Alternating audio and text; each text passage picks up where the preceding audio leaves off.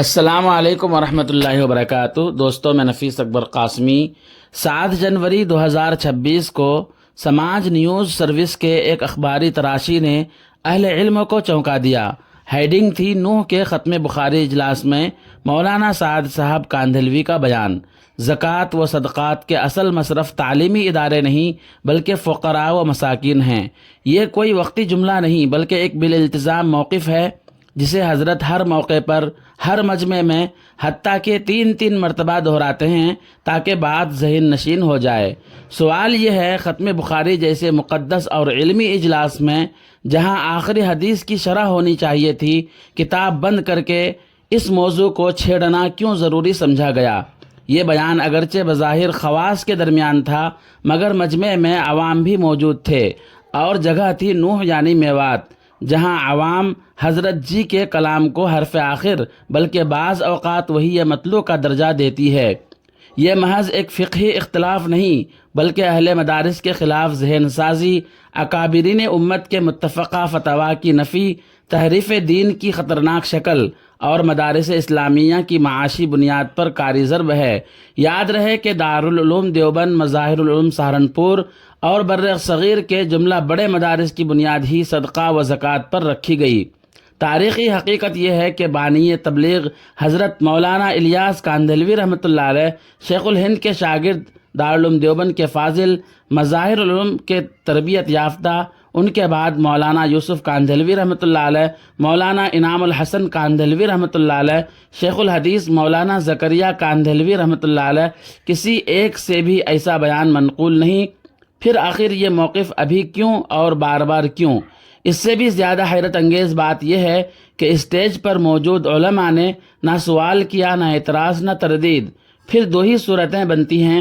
Number 1، اگر علماء اس موقف سے متفق ہیں تو صاف اعلان کریں مدارس صدقہ و زکوٰۃ نہیں لیتے، آئندہ بھی نہیں لیں گے، اور عوام کو ہدایت دیں کہ مدارس کو زکوٰۃ نہ دی جائے۔ اگر یہ موقف غلط ہے تو پھر برموقع تردید کیوں نہیں کی گئی؟ کیا علماء کا منصب لا یخافون لومۃ لائم اب باقی نہیں رہا؟ واضح طور پر اصل یہ ہے کہ دعوت و تبلیغ کا میدان الگ ہے اور مسائل و فتاویٰ کا میدان الگ۔ یہی ہمارے اکابر بالخصوص حضرت تھانوی رحمۃ اللہ علیہ کا منہج تھا۔ ماضی میں میوات کے اکابر علماء مرکز نظام الدین جا کر کھلے لفظوں میں غلط بیانات پر رجوع کرواتے تھے اور کہتے تھے بات مجمع میں ہوئی ہے تو رجوع بھی مجمع میں ہونا چاہیے۔ آج وہی جرأت، وہی غیرت دینی، وہی اجتماعی موقف کہاں ہے؟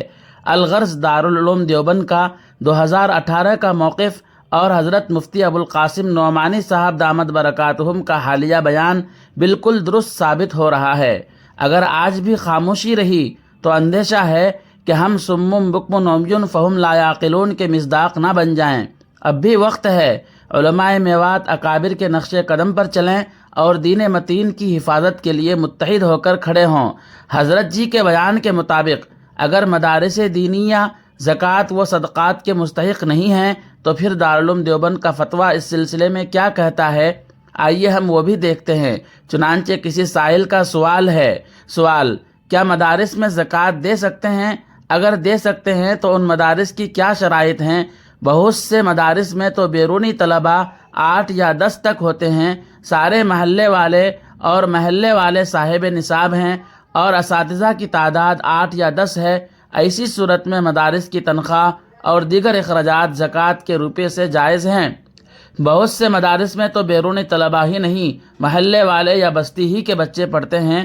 ایسے مدارس میں زکوٰۃ دے سکتے ہیں؟ دارالعلوم دیوبند کے مفتیان کرام نے جواب دیا ہے، بسم اللہ الرحمن الرحیم، زکوٰۃ کی رقم سے اساتذہ کی تنخواہیں دینا اور مدرسے کے دوسرے اخراجات پورے کرنا جائز نہیں ہے۔ زکوٰۃ کی رقم غریب مستحقین زکوٰۃ مسلمان پر تملیکاً صرف کرنا ضروری ہے، لہٰذا جس مدرسے میں بیرونی غریب طلباء نہ ہوں جن کے کھانے وغیرہ میں زکوٰۃ کی رقم تملیکاً صرف کی جائے، ایسے مدرسے میں زکوٰۃ کی رقم دینا شرعاً جائز نہیں ہے۔ ہاں اگر مدرسے میں تعلیم کی فیس مقرر ہو اور بعض مقامی طلباء غریب ہوں جو فیس ادا نہ کر سکیں تو ایسے طلباء کو زکوٰۃ کی رقم وظیفے کی شکل میں دے کر ان سے مدرسے کی تعلیمی فیس وصول کرنا جائز ہوگا۔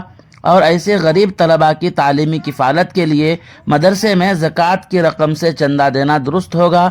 واللہ تعالی عالم۔ دارالفتہ دارالعلوم دیوبند۔ دوستو پھر ملتے ہیں جلدی ہی کسی نئی ویڈیو کے ساتھ۔ السلام علیکم ورحمۃ اللہ وبرکاتہ۔